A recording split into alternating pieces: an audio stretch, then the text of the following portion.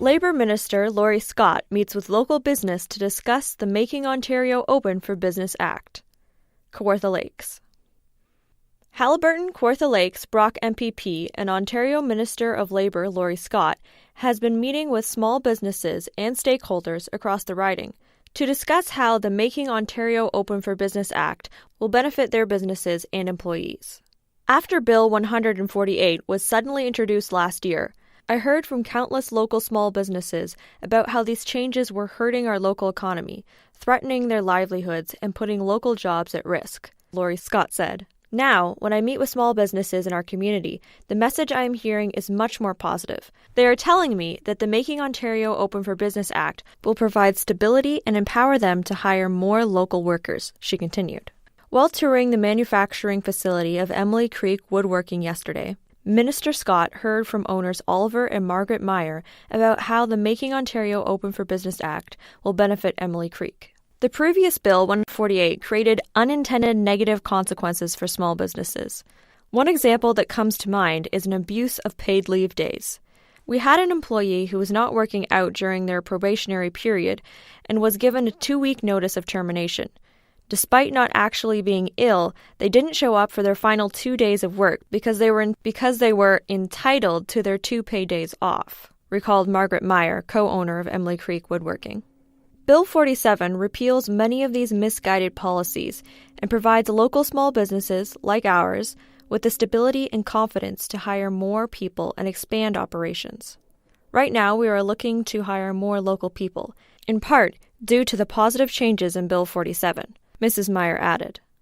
Minister Scott is continuing to consult with businesses, stakeholders, and workers' advocacy groups in Haliburton, Kawartha Lakes, Brock, and across the province regarding the impact of the proposed changes in Bill 47. Brock Street Culvert Project temporarily delayed. Uxbridge. The Brock Street Culvert Project is temporarily delayed due to restrictions encountered on the property located on the north side of Brock Street. The township is in the process of negotiating access and exploring all options through engineering design. With the impending winter season upon us, the township and its contractor may choose to delay further work on the project until the spring. Further communications about the timetable of future work will be made public when that schedule has been confirmed. The work completed to date has successfully redirected the Uxbridge Brook into a closed-system culvert to enable further work without contaminating the brook. The nature of this work required it to be completed within a specific seasonal window to protect aquatic habitat as permitted by the Ministry of Natural Resources. Missing this window would have delayed the project to July 2019. Having successfully completed the work in the window available, the township is well positioned to resume work on the project when project details are finalized. The heart is ever deceitful, applies to everyone, to lie or not to lie, by Tina Y. Gerber. Aging in humans is typically accompanied by both physical and mental challenges. But what about the many lies we tell and the ethics of lying? My parents taught me to believe lying was wrong, and there were consequences because of it. Have I ever lied? Sure I have. It would be a lie to say I haven't. Integrity is important to me, and medical professionals are expected to be honest. So why would I lie for the benefit of a senior? Let me explain my dilemma. I have been pondering consequences when telling a lie, whether for therapeutic reasons or not. Why wouldn't I tell my mother, who has Parkinson's and dementia, especially if she is anxious, that my sister will arrive shortly, instead of saying she died years ago?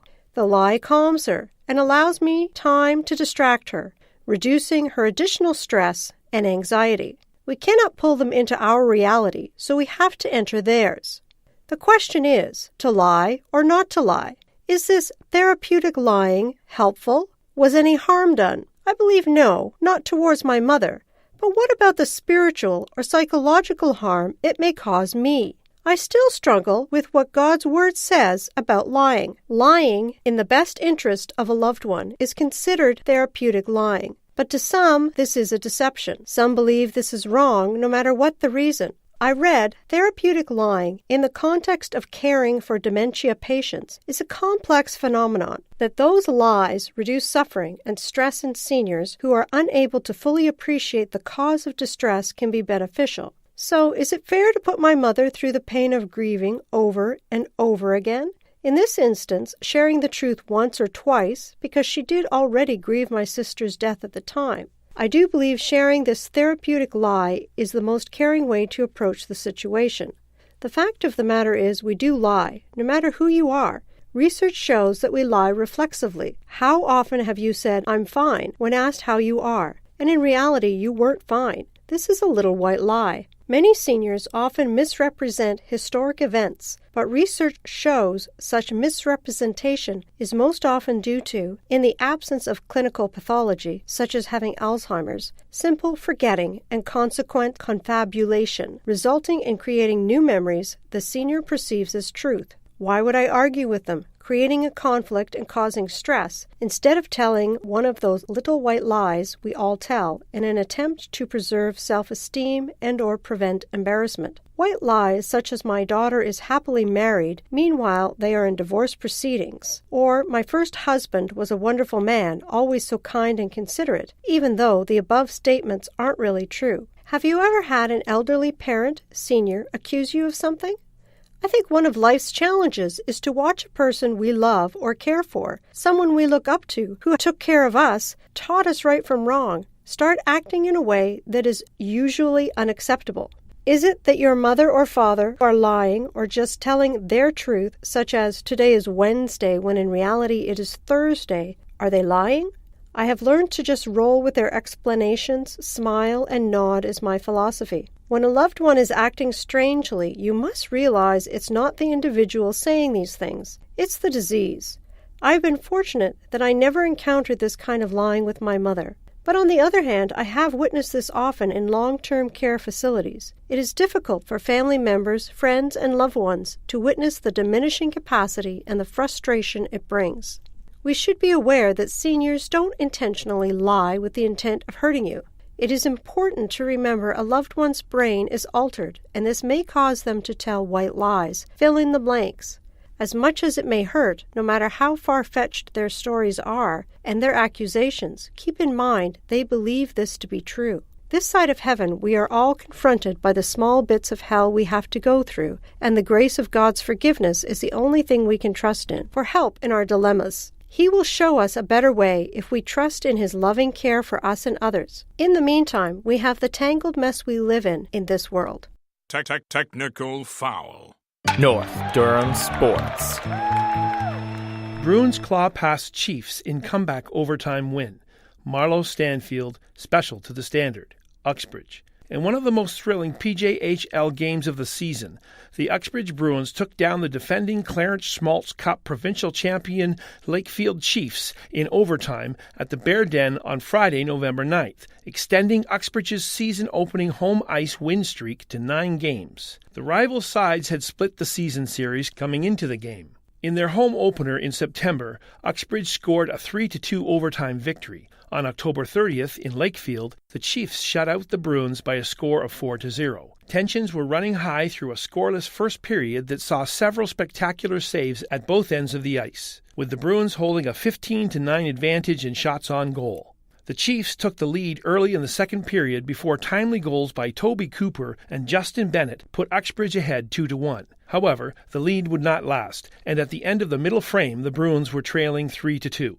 An unassisted goal by Daniel Wu early in the third period knotted the game once more, before the Chiefs took back the lead with slightly more than 10 minutes to play in regulation. The Bruins continued to try and claw their way back, using their superior size to create space in the offensive zone. A pair of late penalties put the Bruins' resilience to the test, but a pair of veterans proved to be more than up to the task, as Captain Aidan Riley found Robert Freckleton for a dramatic short-handed goal that trickled over the goal line with just over 1 minute remaining on the clock to force overtime. There was a blistering pace to the 4-on-4 overtime period, beginning 4-on-3 with a spectacular effort from the Uxbridge penalty killing unit. 1 minute and 34 seconds into the extra frame, Justin Bennett capitalized on a Lakefield turnover, finding Jackson Savory charging to the net for the game-winning goal, as the boisterous Uxbridge crowd erupted in cheers. Bare necessities. The Bruins will be back in action Friday night at the Bear Den with another tough test as the Todd Division leading Napanee Raiders visit for a 7:45 p.m. matchup. On Saturday, November 17th, the Bruins will visit Port Hope for a 7:30 showdown with the Panthers. The Bruins and the Panthers completed a trade last week, with Uxbridge dealing 20-year-old left-winger Jake Dale to the Panthers. In 11 games with the Bruins, the Whitby native scored 1 goal and added 3 assists. The Standard Podcast was produced by Greenstream Studio for the Standard newspaper.